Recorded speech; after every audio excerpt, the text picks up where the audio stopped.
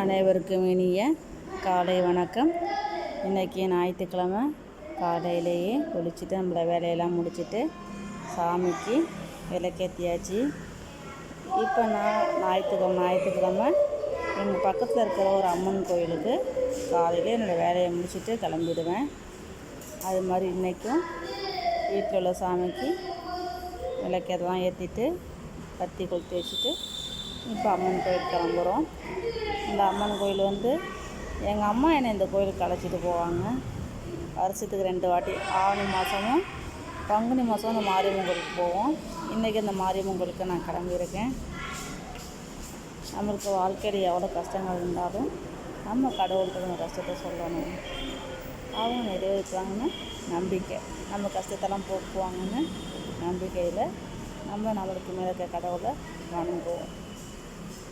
அதுக்கப்புறம் அந்த கோயிலுக்கு போகிறதுக்கு 1 ஹவருக்கு ஒரு தான் பஸ் இருக்கும். அதுக்காண்டி கிளம்பி போய் ஷாப்பிங்கில் உட்காந்தாச்சு.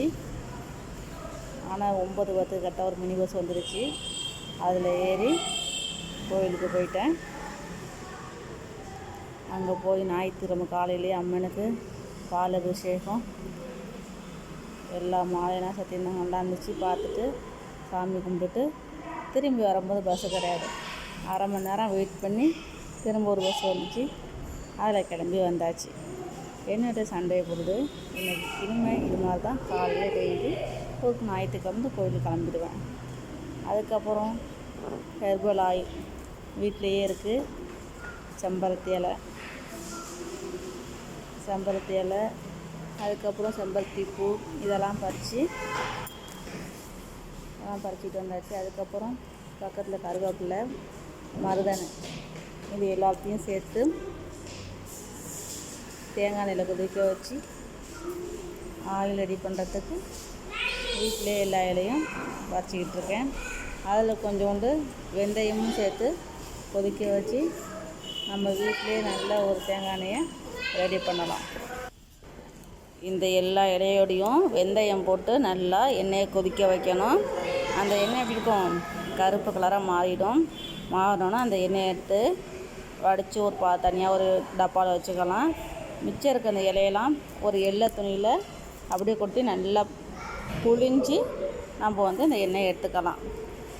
கருவேப்பிலையெல்லாம் எங்கள் வீட்டு தோட்டத்திலே இருக்குது. கொல்லை பக்கமே இருக்குது. கருவேப்பிலை, மருதாணி எல்லாமே இருக்குது. அது மாதிரி நிறையா செம்பருத்தி செடி இருக்கும், பூச்செடிகள் நிறையா இருக்கும். இப்போ நம்ம அடுக்கு செம்பருத்தி, சாதாரண செம்பருத்தி, அதுக்கப்புறம் பக்கத்தில் ஒரு பிங்க் கலர் செம்பருத்தி கூட இருக்கும். மருதாணியும் பறிச்சிக்கலாம். இப்போ மருதாணி ஒரே ஒரு கொத்து போட்டுப்போம்.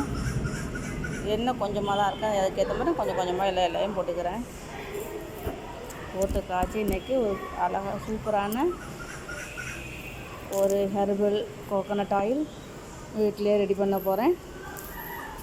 இதை நெக்ஸ்ட் வீடியோவில் காமிக்கிறேன் நான் என்ன தயார் பண்ணதை. அதுக்கப்புறம் இந்த பக்கத்தில் இருக்க பிங்க் கலரு செம்பருத்தி,